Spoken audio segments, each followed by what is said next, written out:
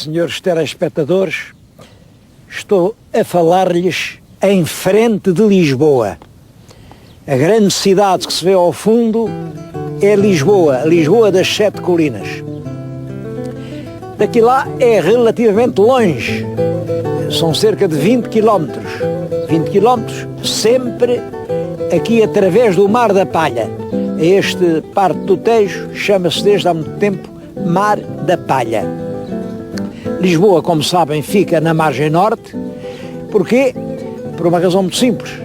É que as cidades nasciam no sítio onde os navios paravam, se abrigavam para fazer aguada, para fazer abastecimentos.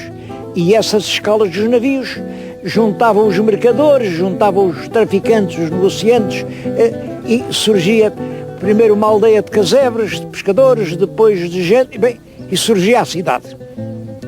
Ora, na margem norte, os navios estavam abrigados da nortada. Nortada sopra de norte para sul, portanto os navios encostados ao norte ficavam abrigados.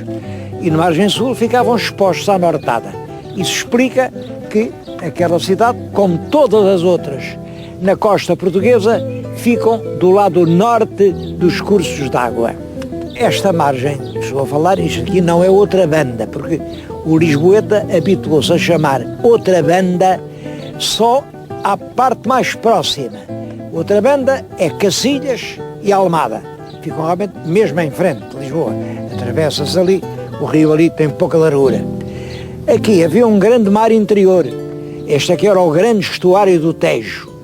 O estuário do Tejo era realmente um espaço marítimo enorme, rico de recursos naturais. Bom, mas pouco a pouco foi sendo abandonado. Como vê, neste momento em que estou a falar, o mar está quase em seco. Os poucos barcos que aqui estão sobre o fundo, porque o rio tem-se assoreado. E o Mar da Palha, a navegação é cada vez mais difícil. Além disso, a ir daqui a Lisboa, quando a navegação era inteiramente à vela, era preciso esperar a maré. Quando a maré descia, os barcos iam até Lisboa.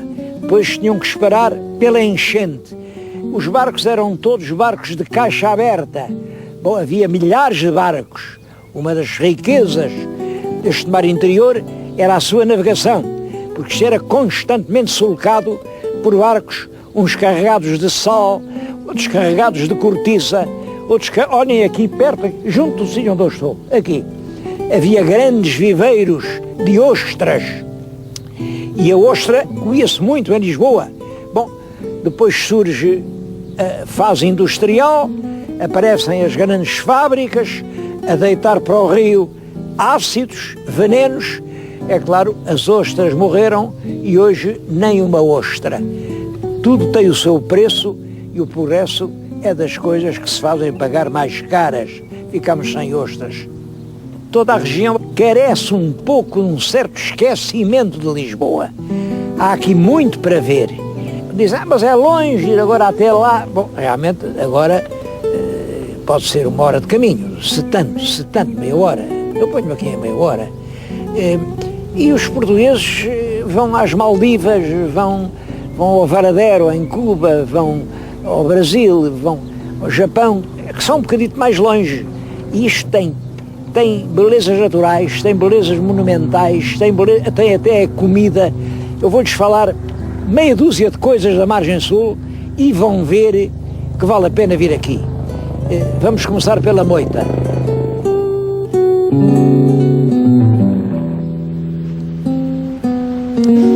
Nesta grande região do estuário do Tejo há várias câmaras municipais. Claro que há do lado norte, Lisboa e Vila Franca, mas do lado sul há 6 câmaras. Há o Barreiro e a Almada, é isso que nós chamamos outra banda, e depois aqui no Mar da Palha há a Moita, Alcochete, o Montijo e o Seixal. Aqui nesta região, das presenças importantes é realmente a do touro.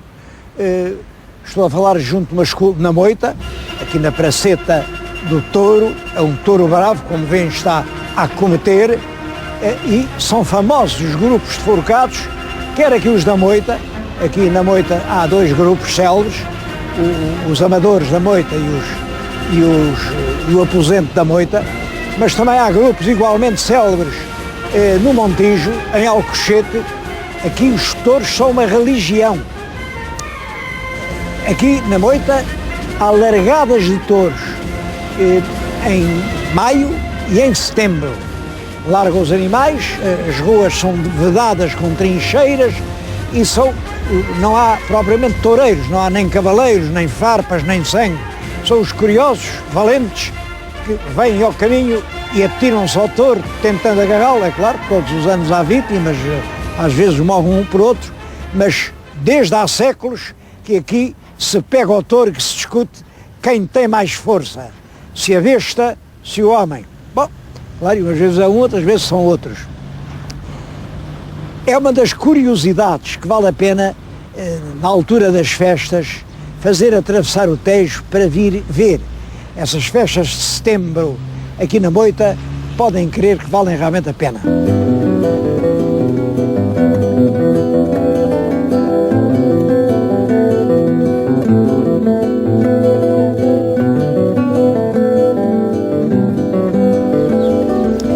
Mas aqui na margem sul não há só corridas de touros, há também as corridas das embarcações tradicionais.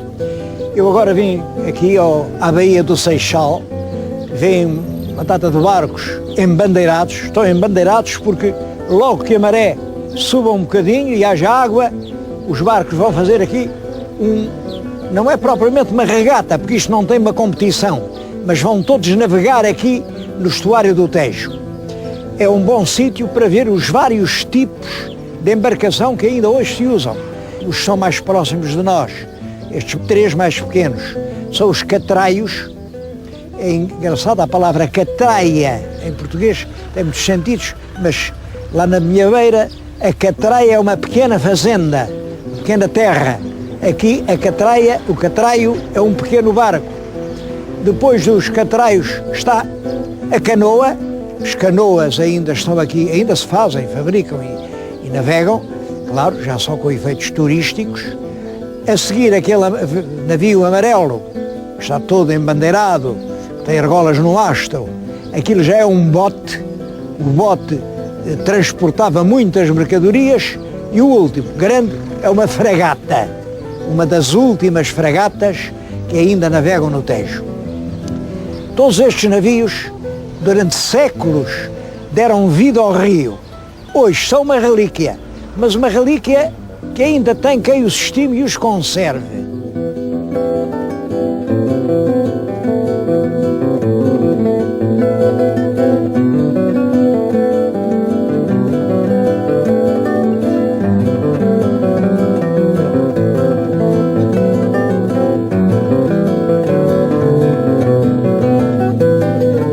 Queria-lhes falar no estaleiro do Sr. Jaime. Os estaleiros do Sr. Jaime são aqui em Sarilhos Pequenos. Sarilhos Pequenos é uma localidade, é uma freguesia do concelho da Moita, e é aqui que são restaurados, conservados, acarinhados esses navios que durante tanto tempo deram vida ao Rio Tejo. Bom, e a esse respeito passam-se coisas singulares. Durante muitos anos, claro que estes barcos eram instrumentos de trabalho. Era aqui que se levava a mercadoria para Lisboa. E, portanto, é justo, pagavam impostos ao Estado, porque quem ganha deve dar uma parte ao Tesouro Público, para todos. Hoje não são. Hoje são realmente espécies em vias de extinção. Este património histórico de uma marinha fluvial que deu vida ao Tejo e a Lisboa. Eu tenho a lista, por exemplo, das embarcações do século XVI, iam até Abrantes. Todo o Rio Tejo era uma estrada, uma grande estrada. Foi essa estrada que fez a Lusitânia. Eu, aliás, estou convencido que a própria palavra Lisboa tem a ver com o nome do rio, desse rio que hoje é Tejo e que outrora terá sido Luzes ou Lises. Bom, estes navios que vêm de longe, que estão a desaparecer completamente, porque é claro que hoje já não servem de meio de transporte, já não servem para ninguém viajar. Hoje são relíquias históricas. Só que, em vez de serem protegidas, não, estas são fiscalizadas, pagam imposto. Olhem, estivemos há bocado no Seixal a ver aquelas canoas, perguntei, e esta quanto pagou este ano? Bom, entre a farolagem e a vistoria e o imposto fiscal, 50 contos de imposto, em vez de serem ajudadas. É claro que isto torna difícil e só pessoas ou com muitas possibilidades económicas ou realmente com um critério muito esclarecido é que podem ter um barco. Aliás, estou a falar de pessoas com critério esclarecido, vem além aquela canoa pintada de amarelo, aquela canoa é tripulada pelo professor Carvalho Rodrigues, um dos mais eminentes professores de física que há em Portugal e é um nome conhecido em toda a Europa. Ele compreende bem a importância que essas coisas têm e vai lá pagando os impostos e lá tem o seu navio à espera que a maré suba para o navio poder navegar. Eu lembro-me, por exemplo, da cidade de Veneza. A pessoa chega a Veneza, à beira de cada cais, são as gôndolas com aqueles marinheiros, os gondoleiros, que chamam os turistas e que depois dão com eles nos canais da cidade uma volta, enquanto um deles cantam aquelas canções italianas inesquecíveis. Bom, penso que é que Lisboa tem de menos para não poderem sair realmente dos cais, dos lugares turísticos, estas canoas, estes catraios, também com boas vozes de marinheiros que ensinassem ao turista o que é o fado. Porque é que tudo isso se não faz? Aqui parece que ter um navio, porque isto, além dos impostos para as finanças, devo dizer que um barco destes tem que ser pintado todos os anos. Pode passar um ano para o outro, mas depois já a pintura ainda é encalafetado. Uma pintura de um barco daqueles custa mais de 200 contos e não há ajuda nenhuma a esta navegação que podia ser um dos grandes atrativos turísticos de Lisboa. Bom, mas o meu aqui foi para lhes mostrar realmente este estaleiro, esta reparação de barcos e também para lhes dizer que ter um barco destes não é assim uma coisa inacessível. Um catraio, como aqueles bonitos catraios que vimos há bocado no Seixal, pode custar 5.000 euros. Portanto, muito mais barato que um automóvel. Mesmo uma fragata já é um navio muito grande, bom, mas há automóveis mais caros que as fragatas e não falta quem os compre. Portanto, é possível. Isto está ao alcance das pessoas e era realmente, não há nada que seja do outro mundo. Repovoar o Tejo destes barcos, destas velas brancas, que, por um lado, recordariam a todo o mundo que nós fomos, sim, um povo de marinheiros, que nós temos, sim, diante da nossa capital, um dos mais belos estuários do mundo e que isso merece a pena ser visitado. Durante algum tempo eles fizeram umas visitas, mas sem êxito, porque no fundo iam a Belém, de Belém voltavam ali a Expo, era uma voltinha, e os estrangeiros olhavam aqui para o fundo e diziam, mas porquê é que não vamos lá adiante? Claro, não vêm porque estes mares, este estuário aqui já não é navegável. Mas aí está um problema, porque é que este estuário não volta a ser navegável?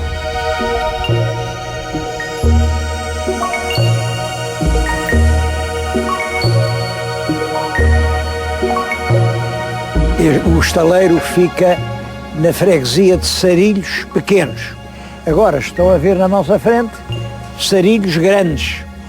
Bom, estes topónimos são curiosos, Sarilhos Pequenos, Sarilhos Grandes. Porquê? A explicação também é interessante. Bom, e sobretudo o Sarilho Maior, que eu depois vou falar, isso é que tem graça. Havia aqui, ainda se vê os fundamentos, um moinho de maré. O moinho de maré era um moinho cujas mós se moviam com a enchente. A maré subia, descia e as mós andavam à volta. e tinha 2 jogos de mós. O daqui, deste lado, eram mós mais pequenas e o daquele lado eram mós maiores. Eu passava o curso de água, o esteiro, e fazia rodar tanto as mós grandes como as mós pequenas. A esses jogos de mós dava-se o nome de sarilhos.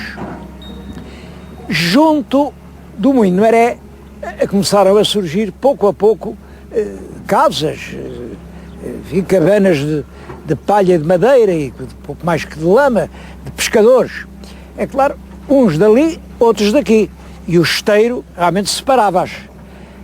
Os que estavam do lado dos sarilhos grandes chamavam-se para si próprios sarilhos grandes. Os que chegavam daqui, do lado de sarilhos pequenos, eram os sarilhos pequenos. Compreende-se muito bem isto. Portanto, para ir de sarilhos grandes a sarilhos pequenos, parece que bastava atravessar aqui o esteiro, e para isso uma ponte pequeníssima, porque o esteiro não é grande, como veem, o esteiro, uma ponte insignificante servia. Simplesmente, quando no século XIX se fez a divisão administrativa do país, Sarilhos pequenos ficou a pertencer ao Conselho da Moita e Sarilhos grandes ficou a pertencer ao Conselho do Montijo. Bom, aí quem manda ali é uma Câmara, quem manda aqui é outra Câmara. Bom, e desde que foram criadas, essas câmaras nunca se entenderam quanto à maneira de ligar os dois sarilhos. Esta terra, portanto, cresceu sem ter nada a ver com esta. Ali são os sarilhos pequenos e têm a sua vida organizada. Aqui são os sarilhos grandes. Simplesmente, para se ir de automóvel de uma a outra, anda-se quase uma légua, cerca de 5 km. Como vê, a terra está ali a 200 metros, mas não é 200 metros que a gente tem que andar, é perto de 5 km. Porquê? Porque ali manda uma Câmara, ali manda outra, e nunca chegaram a um acordo no sentido de estabelecer uma estrada que unisse os dois sarilhos. Este sarilho, maior que os outros dois, dura desde o século XIX. Bom, parece que agora há um projeto em que vão realmente fazer uma via alternativa que sem estragar o centro nem de uma nem de outra dos sarilhos possa permitir a passagem. Bom, mas isto devo dizer, esta situação é muito exemplar de milhares de situações semelhantes que a vizinhança de termos submetidos a disciplinas e administrações diferentes está a causar no país. Andar 1 hora a pé porque as câmaras não se entenderam.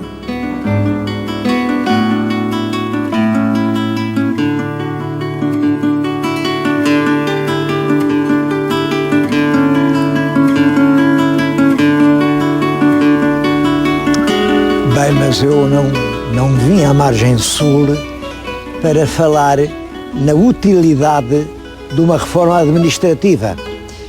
Vim aqui para falar do que há de atraente nestas vilas, nestas aldeias da margem sul. Eu estou agora aqui numa rua, em Sarilhos Pequenos. Reparem nas casas. É uma tradição ainda agora pintar de cores muito garridas uma parte das casas. Não é a fachada toda, porque aquilo era com restos de tinta.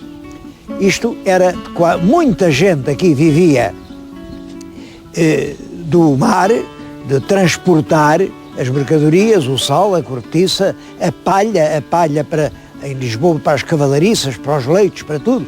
E portanto, a fragata aqui era essencial à vida. Portanto, esta terra, estes sarilhos, podem-se considerar, de certo modo, enfim, uma pátria de fragateiros. E era com a tinta, o resto da tinta, com que todos os anos cada grupo pintava o seu barco, o seu navio, era com o resto que eles pintavam as fachadas das suas pobres casas. Casas pequenas, o resto de chão, parede de taipa e de adobe, entre tarripas, bom, mas uma vida humilde. Essa tradição, pintar as casas, chegou assim. e muitas tradições relativas à vida do fragateiro. Aqui a tradição da caldeirada a fragateiro.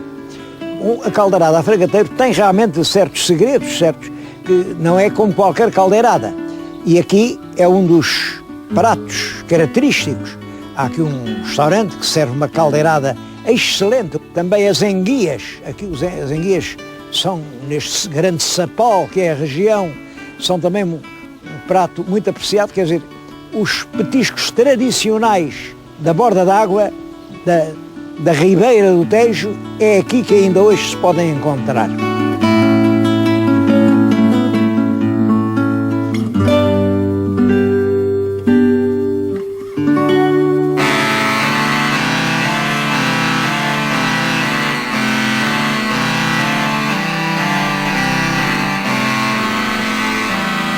As origens históricas de Sarilhos Grandes devem-se, é claro, além do tal moinho de maré, ao facto de haver aqui, no século XVI, grandes salinas, uma grande produção de sal. Ora, devo dizer que estas terras pertenciam à Ordem de Santiago. E isso tem a ver com uma certa falta de desenvolvimento delas até ao século XIX. Os mestres de Santiago não queriam repartir o proveito das terras por ninguém e, portanto, as terras ficavam assim entregues. Aqui é feita esta capela, não é por eles, está aqui uma lápide no meio da igreja que diz: aqui jaz Rui Coutrinho, da Castanheda, fidalgo da casa del Rei Dom Manuel. Do outro lado ficava o Palácio dos Coutrinhos. O Palácio dos Coutrinhos, que ficava sobre as salinas. A explicação é esta, penso eu. O rei tinha direito a uma parte do sal das salinas e tinha aqui um administrador para fazer a repartição da parte que cabia à coroa, a parte que cabia à ordem. Creio que esse cargo seria exercido por este Rui Coutrinho. Ele diz apenas que é fidalgo da casa do Rei Dom Manuel. Depois, a terra tem uma segunda vaga de desenvolvimento, quando veio o ouro do Brasil e junto com esta capelinha pequena faz-se então uma vasta igreja, uma igreja do tempo del Rei Dom João V.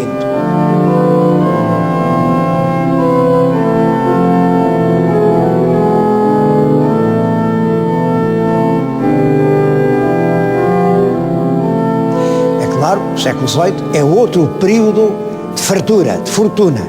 Está ali na parede, isto é construído em 1740, tempo del Rei Dom João V e do ouro do Brasil. A igreja, é claro, tem sido muito despojada dos seus valores, mas ainda conserva ali no altar-mor 2 peças de terracota, 2 anjos turibulários, portanto, anjos que seguravam tochas, que são de terracota italiana do século XVI e são de uma beleza que eu não me surpreenderia se fossem peças do Luca de la Robbia. São realmente 2 pequenas maravilhas.